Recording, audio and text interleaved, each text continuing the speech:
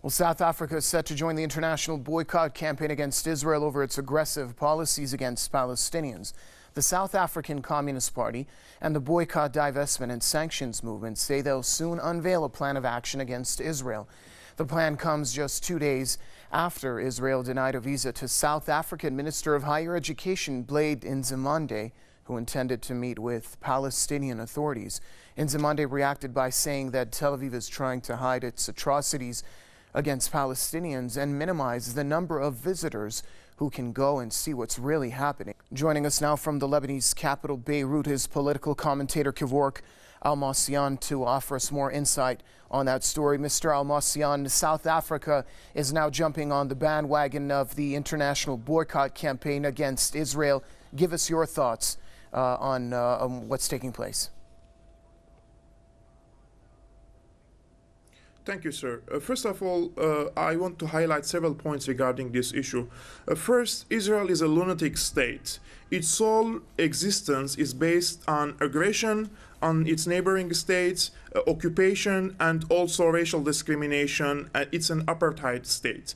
The arrogance of the Israeli entity is now reaching to a level to insult foreign officials who criticize the aggressions of the Israelis on its neighboring states and its colonial plans to expand its territories on the expense of the Palestinian rights. We all know that South Africa was a former apartheid state. Therefore, its people and the government know quite well what's the meaning of an apartheid state and what's the meaning of racism and racial discrimination.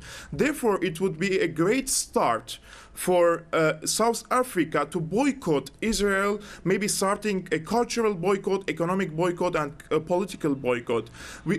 Our audience should know that Israel, during the era of the South African apartheid era, they were in the same bed. The Israelis and the apartheid South Africa had a great military cooperation, and Israel was sending a lot of arms and ammunition to the apartheid state of South Africa in order to crack down on the revolutionary movements in that era.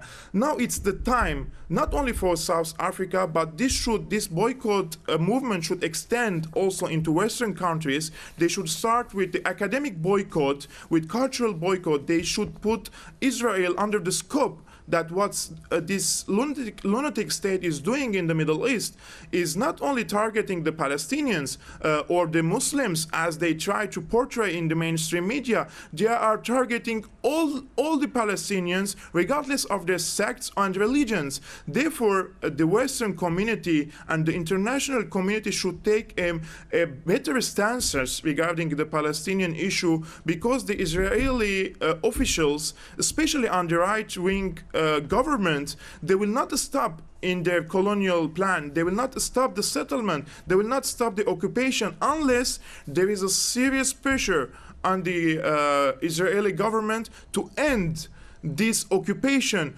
All the cure of most of the problems in the Middle East is by ending the occupation of the Zionist state for the Arab lands, especially in Lebanon, in Palestine, and in Syria.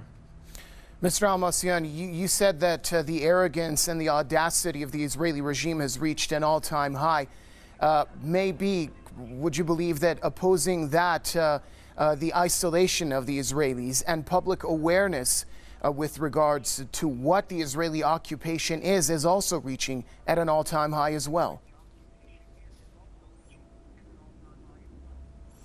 Sir, isolating Israel is a great idea. Look, as I said, Israel is a lunatic state and its officials are warmongers. If you isolate them, they will make reactions. They will make severe reactions, just like Lieberman does and Netanyahu does in the mainstream media. As long as we are isolating the Israeli government, they will make severe reactions against the Western countries, and this will help the Palestinian issue, because this state doesn't have a good strategy how to continue to survive in Palestine but without occupation. The only way to continue is to occupy day by day more the Palestinian territories. So by isolating and imposing a siege, economic siege, cultural siege on Israel, we will shed light on these crimes, not only through the mainstream media, but also through social media outlets, and through raising awareness by ourselves as intellectuals in the Middle East. We have to convince and to speak to the brains of the Western people that what's happening in the Middle East with the Israelis is an equation between an occupation and occupied people. Thank you very much. Political commentator Kevork Almasyan speaking to us from the Lebanese capital, Beirut.